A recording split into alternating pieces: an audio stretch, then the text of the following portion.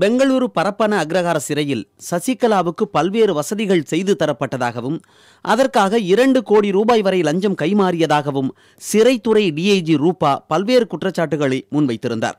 மேலும் சிறைக்குள் சசிகலாவுக்கு செய்யப்பட்ட வசதிகள் என கூறி சில வீடியோக்களும் புகைப்படங்களும் வெளியாகியிருந்தன. இந்த விவகாரம் நாடு முழுவதும் பரபரப்பாக பேசப்பட்ட நிலையில் இந்த புகைப்படங்கள் வீடியோக்கள் அனைத்தும் போலியானவை என கர்நாடக மாநில அதிமுக அம்மா அணி செயலாளர் புகழேந்தி தெரிவித்தார். அந்த போட்டோ உள்ள சிறையில் இருந்த போட்டோன்னு வெளியிடப்பட்ட புகைப்படம் அயோக்கியத்தனமான புகைப்படம். அந்த புகைப்படத்திற்கும் அந்த சிறை வாடகத்திற்கும் சம்பந்தமே இல்லை. ஃபர்ஸ்ட் ஃப்ளோர்ல மேல இருக்காங்க, ஒரு பாடடைஞ்ச ரூம் மாதிரி இருக்கும். அந்த ரூம் பழைய பில்டிங். அதில் கார்னர் ரூம்ல அவங்க இருக்காங்க.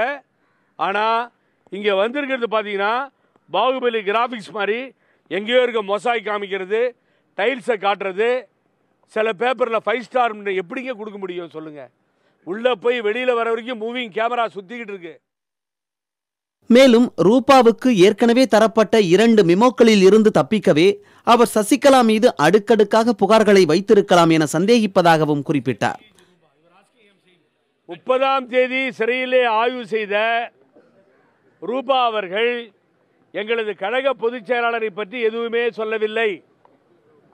ஆனால் 2 மெமோவை பெற்ற பின்னால் ரூபா அவர்கள் தெளிவாக சொல்லுகிறார்கள், அதிகமான வசதிகள் செய்து கொடுக்கப்பட்டது, ஒரு 2 கோடி ரூபாய் கைமாற்றப்பட்டதாக பேசப்படுகிறது, தெரிய வருகிறது என்று சொல்லுகிறார்கள்.